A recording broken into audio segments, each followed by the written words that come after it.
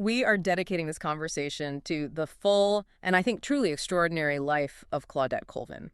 She's a figure whose name, for far too long, existed as just a whisper, really a historical footnote in the foundational narrative of the American Civil Rights Movement. And that whisper just received a definitive end date.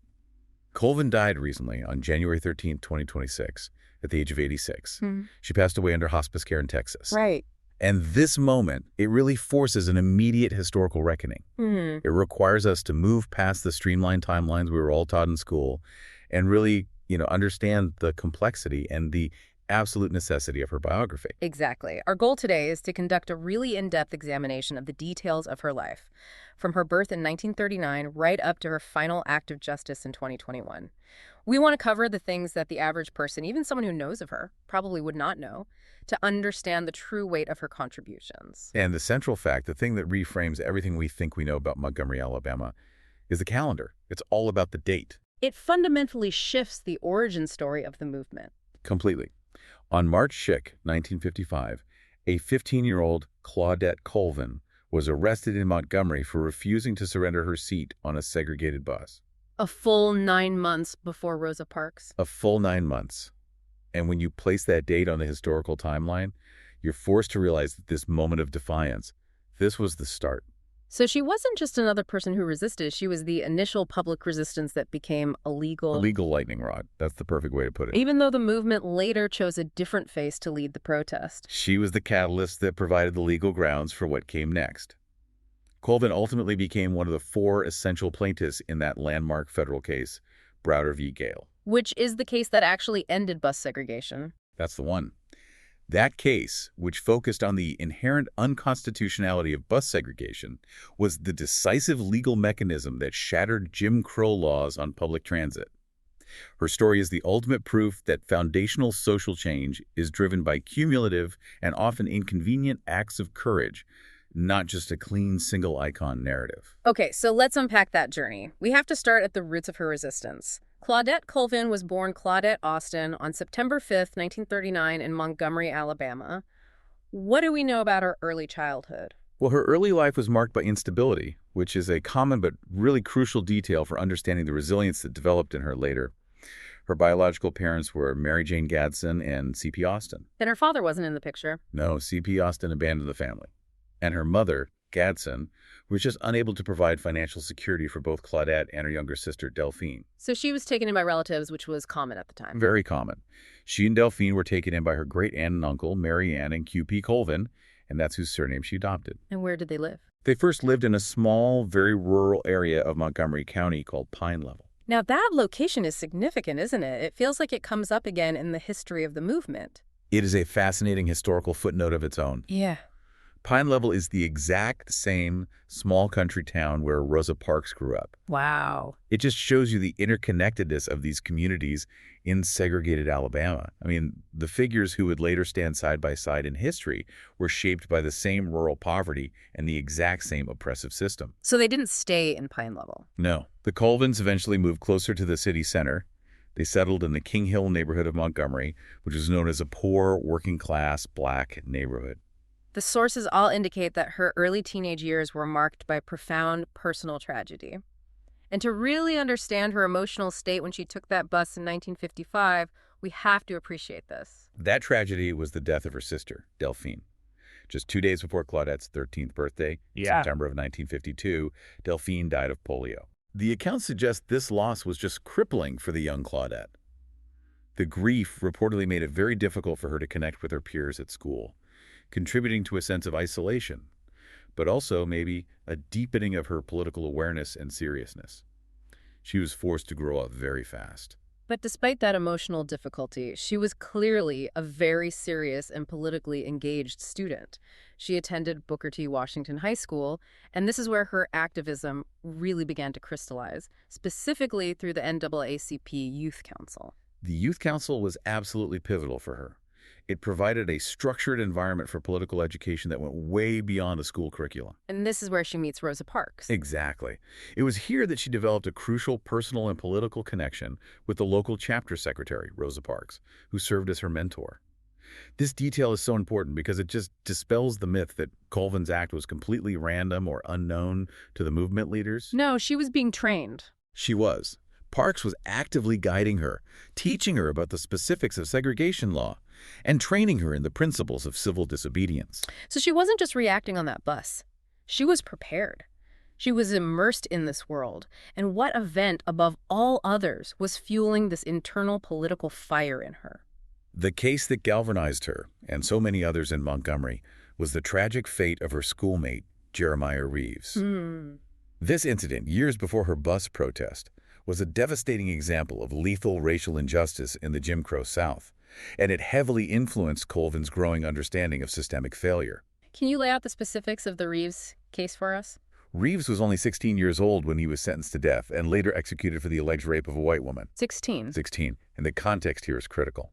While he was the prime suspect in the rapes or attempted rapes of several other white women, the legal process and the overwhelming severity of that sentenced death for a 16-year-old made this a lightning rod for the black community. So the protests and the controversy that followed, they weren't primarily about questioning his guilt in that specific crime, but about the systemic racial disparities evident in the sentencing itself. Precisely. The injustice wasn't just in the conviction, but in the swiftness and the finality of the sentence imposed on a young black man compared to how a white defendant facing similar charges might be treated. And other leaders were speaking out about this. Oh yes. Martin Luther King Jr., who was quickly emerging as a local leader at that time, explicitly noted that the controversy stemmed from this clear racial disparity in the penalty underscored by Reeves's age. This case was a brutal, visible demonstration of the Jim Crow justice system's lethal unfairness. It reinforced the idea that justice was segregated and inherently biased against black citizens. And Colvin internalized this deeply. I mean, if you are 15 years old and you see someone you know who walks the same school halls as you, executed due to this clearly disparate system, it just strips away any illusion that change is going to come slowly or politely. It creates a sense of urgency and a profound bitterness. Years later, Colvin reflected on this era, and she explained her absolute readiness to act. She said she was, and I'm quoting, tired of hoping for justice. She said she was done talking about good hair and good skin, but not addressing our grievances. That's a powerful statement. She's signaling that the focus on internal, often superficial class and appearance concerns within the black community was distracting from the external existential threat of Jim Crow. That's it, exactly. When the moment came on that bus, she stated quite clearly that she was ready. All of that accumulated frustration, that political training from Rosa Parks, and that personal grief over her sister. They were the explosives just laid on the tracks on March 2nd, 1955. So she had this deep political consciousness fueled by personal tragedy and the Jeremiah Reeves case. What did that internal fire actually look like when it finally manifested on the bus on March 2nd? Let's zoom in on that confrontation. First, we have to set the scene of just the daily trauma of the bus system. Colvin was riding the city buses every day to get to Booker T. Washington High School. It's crucial to remember that African Americans constituted the overwhelming majority of bus customers. Some estimates say as high as 75%. The majority of the paying customers. The vast majority. Yet they were subjected to a system that treated them as second-class citizens, purely to reinforce white dominance. And the rules weren't static. They were designed for constant humiliation. You had the front white seats, which were, untouchable. Black riders sat behind this moving imaginary line. But if the bus filled up and a white person was left standing, the black riders in the middle section, which was often full of paying customers, had to yield their seats and move further back, even if it meant standing in the aisle next to an empty seat they just vacated. The humiliation was systematic and intentional. Every day, black riders had to calculate the risk of being ordered up, the indignity of watching a white person occupy a seat they had just paid for, and the possibility of arrest if they hesitated for even a moment. So on this particular afternoon, Colvin boarded a Highland Gardens bus and sat in a middle row near the emergency exit. This was an area typically reserved for black passengers unless the segregation rules demanded they move. The bus fills up, and the driver, a man named Robert W. Clear, he notices a white woman standing. So he commands Colvin and 3 other black women in her row to comply with the segregation ordinance and move to the back. 3 of the women moved, seemingly out of habit or just fear. But then, compounding the situation, another black woman, Ruth Hamilton, who was visibly pregnant, gets on the bus and sits down right next to Colvin. Clear ordered both of them to get up and move. And this time, There was resistance. Yes. But initially, it was Ruth Hamilton who spoke first. She said she had paid her fare and she didn't feel like standing. And Colvin then echoed the refusal, stating her own determination to stay put. This wasn't a pre-planned, singular event like the movement later tried to present, but a chain reaction of indignity leading to defiance. That internal moment of refusal is what we really need to focus on. Her decision wasn't just a rebellious outburst. It was highly intellectualized. It was connected to her political schooling. That's absolutely right. Yeah. She wasn't just angry. She was actively applying her lessons from the NAACP Youth Council. In that exact moment, she wasn't just thinking out the bus. She was thinking about a school paper she had just written detailing the ubiquitous citywide customs of segregation. I remember this detail. It was about department stores. Specifically, the indignity that prohibited Black people from using dressing rooms in department stores. It forced them instead to trace their feet on brown paper bags just to buy a pair of shoes. So for her, staying seated wasn't just about a seat. It was about connecting all those separate indignities. The paper bag feet tracings, the humiliation on the bus, the injustice against Jeremiah Reeves, and turning it into one monumental philosophical stand. Precisely. She later reflected on her reasoning for staying seated, saying, if she sat down in the same row as me, it meant I was as good as her. That is the core challenge to Jim Crow ideology. The whole thing rested on the legal fiction of separate but equal, which masked the truth that the system was built on the premise of Black inferiority. And by asserting equality in that simple act of remaining seated, she was dismantling the entire premise of the segregation laws in her own mind. And then there's that incredible image she recalled, the historical consciousness she felt in that moment. Yes, it's so powerful. She was consciously linking her spontaneous act to the long struggle for freedom. She said she felt the hand of Harriet Tubman pushing down on one shoulder and Sojourner Truth pushing down on the other. Wow. She wasn't just a 15-year-old in that moment. She was channeling centuries of resistance. She started shouting, "It's my constitutional right," and declared that her refusal was the first cry for justice and a loud one. And we know this is accurate because her classmate, Annie Larkins Price, later confirmed it. She said Colvin was yelling, "It's my constitutional right." That spontaneous, almost visceral reaction, that historical pressure she felt, is what made her act so powerful, but also, as we'll see, so problematic for the movement's eventual strategy. But first, the arrest itself was deeply traumatic. That was violent. The driver, Clear, called the police immediately. Officers Thomas J. Ward and Paul Headley arrived. They forcibly removed her, arrested her, handcuffed her. And the subsequent ride to the police station was more than just detention. It was intimidation and sexual harassment. We have to acknowledge the severity of the trauma she described. The sources indicate the officers made highly inappropriate and crude comments about her body. They were speculating and making sexual remarks. It's a critical part of the story. Colvin later recalled being very, very scared of sexual assault. She said she was praying and crossing her hands over her lap for protection. You have to picture it. She was a minor, a child facing armed state power, and was subjected to intense psychological and physical intimidation that really bordered on assault. This wasn't peaceful, planned civil disobedience. No, this was a violent confrontation. It underscores the profound personal risk inherent in defying Jim Crow, especially for young Black women. And immediately following the arrest, civil rights leaders, including Martin Luther King Jr., mobilized. They discussed the arrest with the police commissioner, which shows you how quickly her defiance registered in the community. Right, and she was eventually bailed out by her minister, who, according to the accounts, told her, "You brought the revolution to Montgomery." And she was quickly put under the representation of the civil rights lawyer Fred Gray, a key figure in the Montgomery Improvement Association. Her trial proceeded in juvenile court, and she was charged with 3 offenses: disturbing the peace, violating segregation laws, and, most damagingly, battering and assaulting a police officer. And even though her classmate testified that there was no assault, she was convicted on all 3 counts in juvenile court. And here's where the legal maneuvering begins. When the case was appealed to the Montgomery Circuit Court on May 6, 1955, the politically charged components, the disturbing the peace and the segregation violation charges, they were dropped. Which would seem like a partial victory? It seems like it, but the conviction for assaulting a police officer was upheld. And why was that distinction so consequential? Because that conviction turned a clear act of political civil rights defiance into a matter of criminal juvenile delinquency. It allowed the state to characterize her not as a courageous freedom fighter, but as an unruly, law-breaking minor who physically resisted lawful authority. And that categorization instantly compromised her utility as the public face of the movement. Okay, this brings us to the absolute crux of the matter. Part 3, the true legal fight, which was centered on the case of Browder v. Gayle and the subsequent calculated decision by the movement's leadership to obscure Claudette Colvin's involvement. This is the mechanism that actually ended bus segregation, yet it's the part of the story that is most often neglected. Absolutely. We have to distinguish between the protest and the legal overturn. The Montgomery bus boycott, which was sparked by Rosa Parks' arrest months later, was an economic and social protest.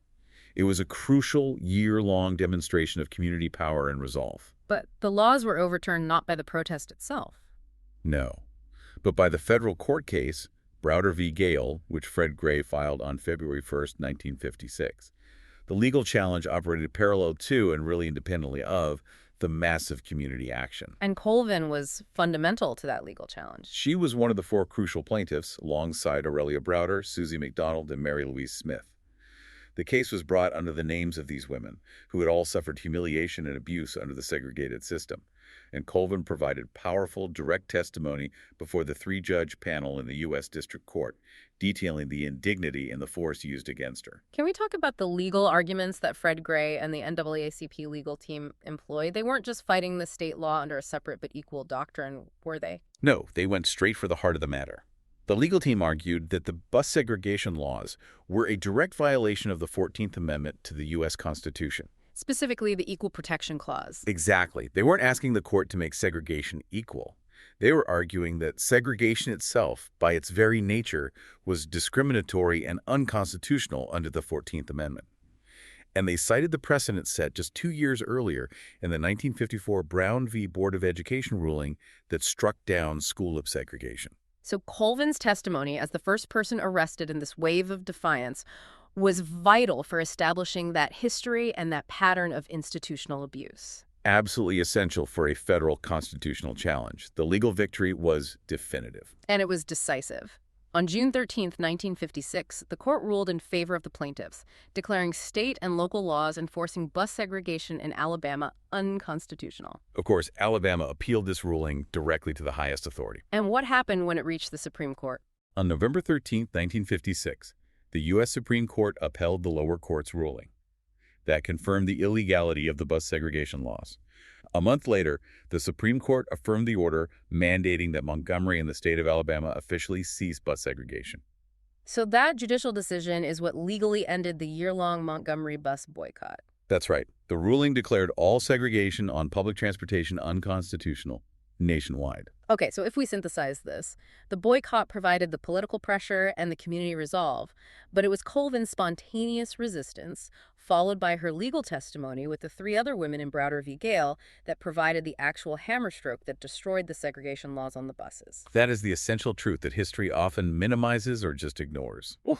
Colvin's 9 months earlier first cry for justice provided the foundation for the legal case that ultimately won the war against segregated transit. So if her act came first, and her case was the legal basis for the victory, why was her name and the names of the other 3 women intentionally minimized? This is the core aha moment for the listener. The moment we realize the internal bias within the movement itself. This was a cold, calculated decision rooted in political triage and a deep concern for public optics. Colvin was deemed an unsuitable face for the movement's legal and PR challenges because of several intersecting factors, most importantly, her personal circumstances. Which were? First, she was a teenager. That made her really easy to dismiss as immature or impulsive. Second, this is the really tragic part, she became pregnant in 1955, and she gave birth to her son, Raymond, in March of 1956, right in the middle of all the legal proceedings. And in the morally conservative 1950s, that provided the segregationist press with an easy weapon. A huge weapon. The leaders, who were desperately trying to convey respectability and unimpeachable virtue, they feared that the white press would exploit her teenage pregnancy, and they decided to protect the case by distancing themselves. The sources also cite other factors for overlooking her, which reveals the difficult internal politics of race and class within the movement. It does. She was described as not having good hair, she was not considered fair-skinned, and her youth meant she lacked the perceived gravitas of an established community member. Wait, so the movement was fighting systemic external oppression, but it was simultaneously enforcing its own internal colorism and class hierarchy in choosing its icons. That is a profound and uncomfortable truth to confront. It is, and it was very pervasive, and it defined much of the early public strategy. The leaders were searching for the most appealing and least vulnerable protester. And they found that in Rosa Parks. Right. Rosa Parks was an adult, a respected secretary of the NAACP. She was employed, and she possessed a middle-class appearance. She was seen as having the maturity and the moral standing to withstand the controversy and scrutiny without giving the white press any ammunition to discredit the entire cause. And Parks herself acknowledged this painful decision years later. She understood it. She did. She understood the pragmatism, even if it was personally painful for Colvin. Parks believed that if the white press had revealed the details about Colvin's pregnancy, they would have had a field day, calling her a bad girl or suggesting she was morally delinquent.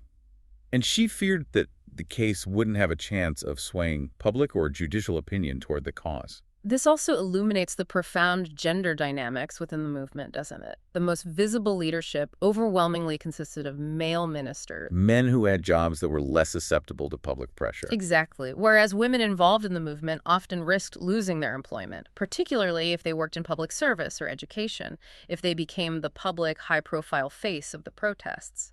So Colvin's combination of youth, poverty, and what was considered unconventional morality, at least by the standards of the time, made her an inconvenient hero. She was the spark, she was the legal foundation, but the movement leaders, concerned with crafting a flawless, defensible public narrative, they prioritized an image that was easier to digest and defend against the relentless, moralizing attacks of segregationists. And Colvin's family understood this dynamic perfectly. She later reflected that her mother told her, "Let Rosa be the one. White people aren't going to bother Rosa. Her skin is lighter than yours and they like her." That single statement speaks volumes about the internalized classism and colorism that dictated who was deemed worthy of becoming an icon and was destined for obscurity. The cost of that historical marginalization for Claudette Colvin was steep, and it was immediate. Let's look at part 4, life after Montgomery and the decades-long journey toward recognition. Colvin's immediate post-victory life in Montgomery was characterized by intense hardship. She was blacklisted, she was quickly branded a troublemaker in the local community, and she struggled immensely to find and keep stable work after her participation in the federal court case. So the hostile environment basically forced her to withdraw from college, making a planned career path impossible. She couldn't stay. No, the pressure was relentless. In 1958, 4 years after her arrest, she departed Montgomery for New York City. She was seeking not fame, but just the ability to live and work without constant harassment. And this was part of a larger necessary migration. Rosa Parks herself left Montgomery for Detroit in 1957 due to similar pressures. That's right. So what did her new life in New York look like? Did she continue her activism there? She really focused on establishing stability and security. She initially lived with her older sister, Velma Colvin, along with her young son, Raymond. In 1960, she had her second son, Randy, and her life became one of anonymity and dedicated service in a completely different field. In 1969, she started working as a nurse's aide in a Manhattan nursing home. And she stayed there for decades. For 35 years. She worked there until she retired in 2004. I mean, think about the profound contrast. She was the legal spark that overthrew segregation on public transit nationwide, yet for most of her adult life, she lived this anonymous, hardworking life in New York, caring for others as a nurse's aide, a world away from the spotlight of history. It really highlights how many crucial figures in the movement were forced into exile and anonymity after their moment of bravery. And tragically, she suffered another tragedy while she was in New York. Her son. Yes.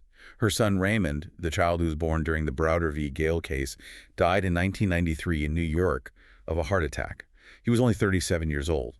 Her second son, Randy, is an accountant in Atlanta and is the father of her 4 grandchildren. While she was quietly living this life of service, the historical record was glacially beginning to turn. It wasn't until 2005, 50 years after her refusal, that she reflected publicly on her decision, speaking to the Montgomery Advertiser. And she maintained that she had no regrets about her actions. She told the paper, "I feel very, very proud of what I did. I do feel like what I did was a spark, and it caught on." Crucially, she wasn't seeking to erase Rosa Parks. She was seeking historical accuracy.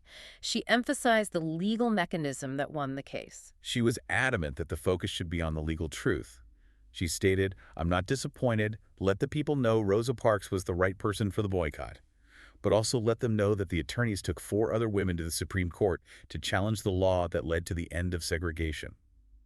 She was just demanding that the historical record be corrected to acknowledge the 4 legal pillars. And finally, recognition began to materialize in Montgomery. What were the small steps that were taken to acknowledge her physical link to the city's history? Well, in 2010, the street that she lived on as a young girl in Montgomery was finally renamed Claudette Colvin Drive. This was a symbolic acknowledgement of her physical presence in the city during that pivotal era. And then in 2017, the Montgomery City Council took a more significant step. Right. They passed a resolution naming March 2nd, the anniversary of her arrest, as Claudette Colvin Day. The push for that recognition came from community members who felt the deep obligation to fix this historical slight. It did. A man named Reverend Joseph Rembert, who spearheaded the effort, he summed up the sentiment perfectly. He noted that he thought they should celebrate her because if nobody did anything for Claudette Colvin in the past, why don't we do something for her right now? It was a direct response to the decades of deliberate obscurity. And when the city honored Rosa Parks with a statue in 2019, Colvin was finally included in that monument, albeit indirectly. Yes. To ensure the full truth was acknowledged, 4 granite markers were unveiled near the Rosa Parks statue. And they finally honored all 4 plaintiffs in Browder v. Gayle: Aurelia Browder, Susie McDonald, Mary Louise Smith, and Claudette Colvin. It was a tangible step toward integrating her into the official history. Despite these steps, Colvin remained deeply frustrated with the slow pace of correction. She framed her belated recognition so poetically, saying she felt she was getting my Christmas in January rather than the 25th. And her family actively campaigned for correction. In 2016, they challenged the Smithsonian Institution's National Museum of African American History and Culture, arguing that Colvin deserved a more prominent mention. They weren't just asking for a name drop, they were asserting her foundational importance. Her sister, Gloria Laster, articulated the family's desire for the historical record to be expanded. She said, "All we want is the truth. Why does history fail to get it right? Had it not been for Claudette Colvin, Aurelia Browder, Susie McDonald, and Mary Louise Smith, there may not have been a Thurgood Marshall, a Martin Luther King, or a Rosa Parks." That is such a forceful assertion. She's saying that without the legal foundation these women provided, the movement's most famous names might not have achieved their goals in the specific way they did. And this deep skepticism about historical simplification also explains why Colvin refused to participate in a video for the Rosa Parks Museum, which opened in Montgomery in 2000. She said, they've already called it the Rosa Parks Museum, so they've already made up their minds what the story is. Wow. So her refusal was an active protest against historical streamlining itself. She was demanding that history be messy and complex. Exactly. Okay, let's cover the final powerful act of justice in her life, which occurred just a few years before her death. The expungement of her juvenile record in 2021. After 66 years, that original conviction for assaulting a police officer still followed her. This was just monumental. At age 82, she applied to the family court in Montgomery County to have her juvenile record formally expunged. The record in question was that upheld conviction for assaulting a police officer from 1955. It's extraordinary that it took 6 decades for the justice system to acknowledge that her act of defiance was not a crime, but a political statement. It speaks volumes about the enduring stain that conviction represented. Thankfully, the current legal community finally grasped the historical context. The district attorney for Montgomery County, Darrell Bailey, strongly supported her motion. And his statement in the motion is the perfect summation of the historical revision. It is. He said her actions were conscientious, not criminal, inspired, not illegal. They should have led to praise and not prosecution. That is the legal system finally correcting the historical record. And in December 2021, the judge agreed wholeheartedly. He ordered the record expunged and destroyed. This action finally erased the legal classification of delinquency that had followed her since she was 15 years old. The judge recognized her refusal as a courageous act on her behalf and on behalf of a community of affected people. This personal restorative justice provided a closure that decades of public recognition had failed to achieve. I think that's right. And despite those decades of obscurity, her story is finally finding a stronger foothold in the modern cultural landscape, ensuring future generations won't miss these details. We're seeing this integration through new cultural avenues. Her story is chronicled in the National Book Award-winning young adult book, Claudette Colvin, twice toward justice. And the former U.S. poet laureate Rita Dove memorialized Colvin's life and courage in the powerful poem Claudette Colvin Goes to Work. And, reflecting her transition from footnote to chapter, a biopic titled Spark, written by Nasil R. Levy and directed by Anthony Mackie, was announced in 2022. So her foundational role is slowly but surely being integrated into the mainstream historical consciousness. And as we noted at the very beginning, Claudette Colvin died under hospice care in Texas on January 13, 2026, at the age of 86. Her life spanned the entire trajectory of the struggle for civil rights, from the absolute depths of Jim Crow to the final, personal, legal expungement of her teenage record. So if we look at the whole picture, her defiance, the trauma, the strategic obscurity, the life of anonymity, and then the eventual recognition, what does her life story ultimately demonstrate? It demonstrates that foundational change is rarely neat. Colvin's act was spontaneous, it was emotional, it was authentic, a genuine first cry. But because it was inconvenient, it didn't fit the desired narrative of a movement seeking the moral high ground. It was sidelined. Yet it was absolutely essential to the legal victory that followed. That's the key. Her legacy is a reminder that history must continuously be expanded to include all participants, especially those who are deemed too messy or too imperfect to be visible. The most potent acts of defiance, it seems, are sometimes the ones history tries hardest to forget or sanitize. They challenge not only the established laws, but also the established, often classist, image of who a hero is supposed to be. Colvin directly questioned why only certain people get to be icons. That is a truth Colvin herself grasped when she was reflecting on history only having room for certain figures. She compared the simplification of her story to the simplification of foundational national myths.